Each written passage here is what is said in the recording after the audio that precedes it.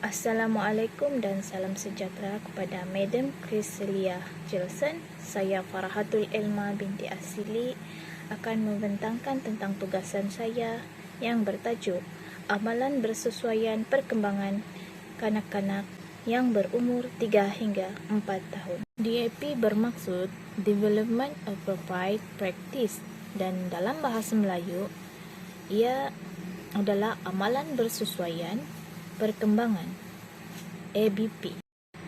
DAP merupakan satu penerapan pengetahuan perkembangan awal kanak-kanak dalam program pembangunan awal kanak-kanak.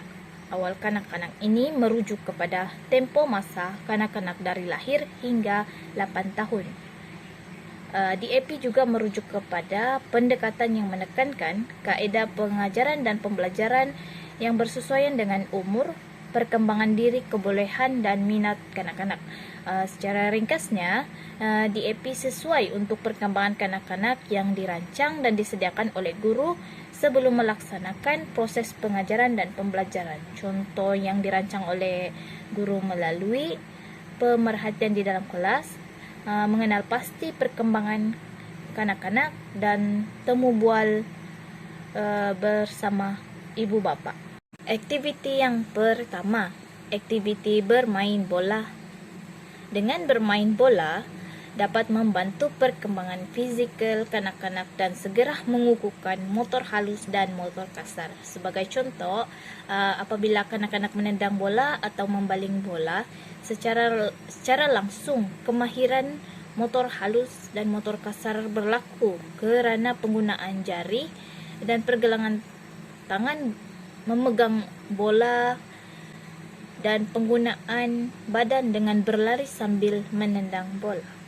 Yang kedua, aktiviti bermain puzzle atau cantuman yang membantu perkembangan kognitif kanak-kanak dan kemahiran dalam menyelesaikan masalah. Kerana aktiviti ini aras yang mencabar minda kanak-kanak untuk mencantum sesuatu bentuk menjadi satu gambaran yang menarik. Aktiviti yang ketiga pula ialah aktiviti bermain blok berbagai bentuk yang membantu perkembangan kanak-kanak dari segi sosial, di mana bermain secara berkumpulan atau dua orang, kanak-kanak secara bekerjasama dan berkomunikasi antara satu dengan yang lain. Sebagai contoh, dua kanak-kanak membina bentuk rumah dan kereta dengan blok-blok pelbagai bentuk tersebut. Berkemungkinan masing-masing ada perbincangan, perkongsian dan saling bantu-membantu dalam membina bentuk rumah dan kereta. Seterusnya, yang keempat adalah aktiviti bermain doh dan pasir kinetik.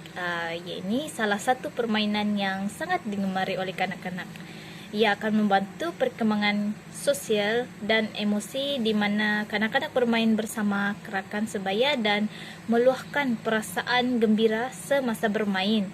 Selain itu, ia meningkatkan perkembangan fizikal dari segi kemahiran motor halus kerana kanak-kanak menggunakan jari, pergelangan tangan untuk menekan, membentuk, menggenggam doh dan pasir kinetik tersebut.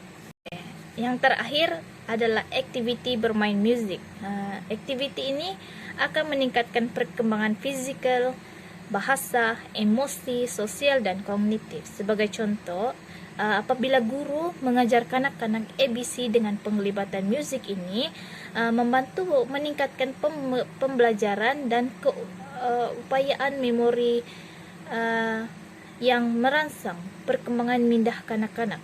Selain itu, dapat dilihat apabila kanak-kanak secara spontan akan berjoget, mengangguk kepala, menggerakkan badan dan bergoyang bersama kanak-kanak sambil gembira apabila mendengar muzik. Kesimpulannya, DAP amatlah penting kepada kanak-kanak kerana mengambil kira tentang bagaimana berlakunya perkembangan kanak-kanak semasa belajar dan melakukan aktiviti bermain. Seterusnya, setiap pembelajaran dan domain perkembangan kanak-kanak, yaitu fisikal, sosial, emosi, dan kognitif kanak-kanak amatlah penting dan ia saling berkaitan. Pengalaman awal kanak-kanak sangat memberi kesan. Pembelajaran dan perkembangan kanak-kanak melalui aktiviti mengikut amalan bersesuaian perkembangan yang dapat membantu perkembangan kanak-kanak berkembang dengan baik. Sekian dan terima kasih dari saya.